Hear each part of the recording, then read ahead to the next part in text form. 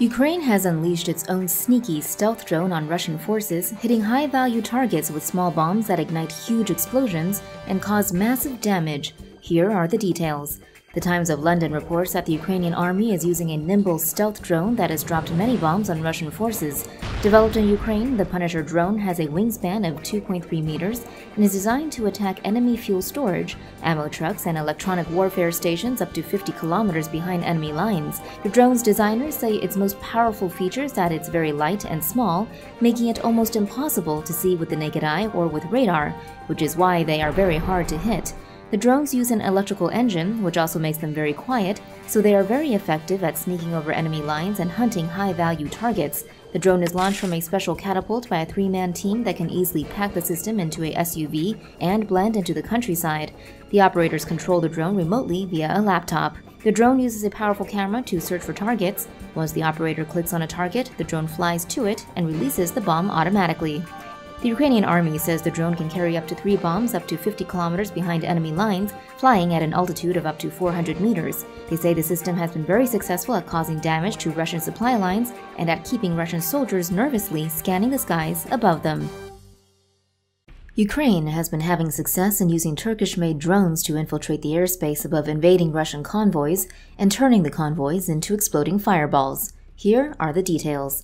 The Wall Street Journal reports that the Ukrainian Air Force is crediting its new Turkish-made drones with destroying a large number of Russian weapon systems with guided bombs. The chief commander of Ukraine's armed forces, Valery Zaluzny, posted a video of such a drone strike turning multiple Russian trucks into a fireball, adding the comment, "Welcome to hell." The video was posted on Facebook with text that says the Bayraktar drone struck a Russian convoy near the city of Malin, around 97 kilometers northwest of the Ukrainian capital of Kyiv. A few such videos show multiple bombs hitting Russian weapon systems in wooded areas and in convoys. The drones seem to be very effective at exploiting long Russian military convoys stuck in traffic jams. These stuck convoys present the drones with the opportunity to target an explosive-laden target like a supply truck. Once the truck and its explosives are hit, the massive explosion often blows up multiple surrounding vehicles and troops. Russian troops have been seen deploying anti-aircraft missiles effectively against such drones. Ukraine began receiving shipments of the drones in 2019. The drone's primary function is to use its high-powered cameras to view the battlefield and laser-correct artillery strikes. It can stay aloft for 24 hours, flying at a maximum altitude of 7.6 kilometers. A remote pilot can fly the drone from as far away as 300 kilometers in good weather. A cruise missile with a nuclear warhead at the front and a nuclear engine at the rear, plus a massive underwater drone designed to cause radioactive tsunamis. These are just 2 of the new weapons that Russia is testing right now. Here are the details. CNN reports satellite images show Russia seems to be preparing to test fire another one of its nuclear-powered cruise missiles. This comes just months after CNN reported on Russia's testing of a doomsday drone that's designed to cause massive tsunamis filled with radioactive material. The nuclear-powered missiles, codenamed Skyfall, are around 8 meters long and feature nuclear engines which allow them to fly incredibly long distances. Russia claims the missile can take any route to its target, and the U.S. says it's designed specifically to get around U.S. air defenses. In April, CNN reported on Russian tests of its new Poseidon 2M39 drone torpedo. Unlike conventional torpedoes, Russia says this behemoth can snoop around enemy defenses to sneak up to enemy coastal cities. Once in position, the huge device would set off its massive nuclear warhead to create large tsunami-like waves, inundating cities and large areas of coastal land with radioactive particles, making the land uninhabitable for decades. The new torpedo and missile are part of Russia's drive to modernize its strategic nuclear arsenal. Alongside its development of these terrifying weapons, Russia is also building up its forces on its long northern border. Analysts say Moscow is preparing to dominate the Arctic Ocean as the waterway becomes more accessible because of thinning ice caused by global warming. 2 weeks ago, Russian President Vladimir Putin told NBC that relations between Russia and the US were at their lowest point in years. In the same interview, Putin was reminded that his counterpart in the US, President Joe Biden, had once said he had no soul.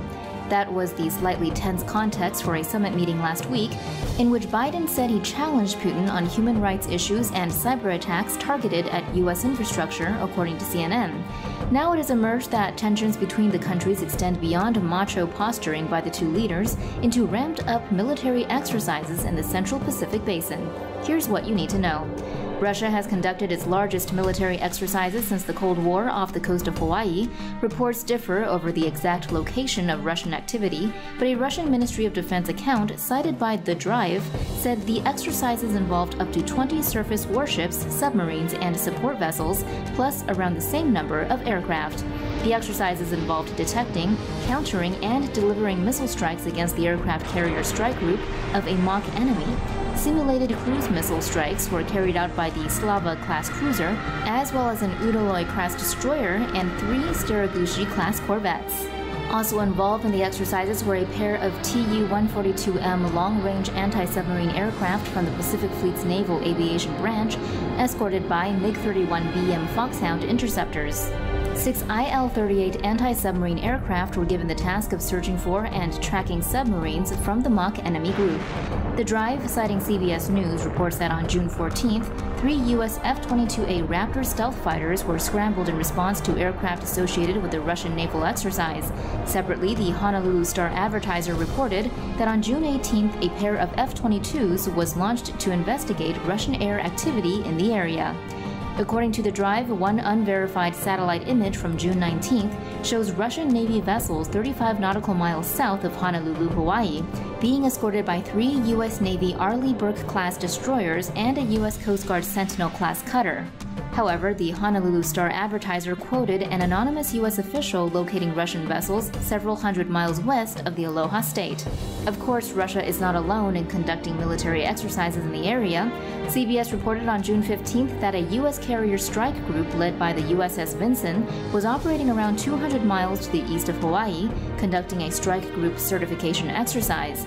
The exercise was moved closer to Hawaii in response to the Russian exercise, and a U.S. Indo-Pacific Command spokesman told CBS, U.S. Indo-Pacific Command is monitoring the Russian vessels operating in international waters in the Western Pacific. He added, "We operate in accordance with international law of the sea and in the air to ensure that all nations can do the same without fear or contest, and in order to secure a free and open Indo-Pacific. As Russia operates within the region, it is expected to do so in accordance with international law." In this instance, Russia may well be on the right side of that line, with CBS citing U.S. defense officials who stated that Russian bombers did not enter Hawaii's air defense identification zone and were not intercepted. However, either way, it's clear that escalations like these do not happen by accident. Their meanings, both military and symbolic, are designed to be picked over carefully. For more news animations and explainers, hit the subscribe and bell button to join the TomoNews family. Thanks for watching.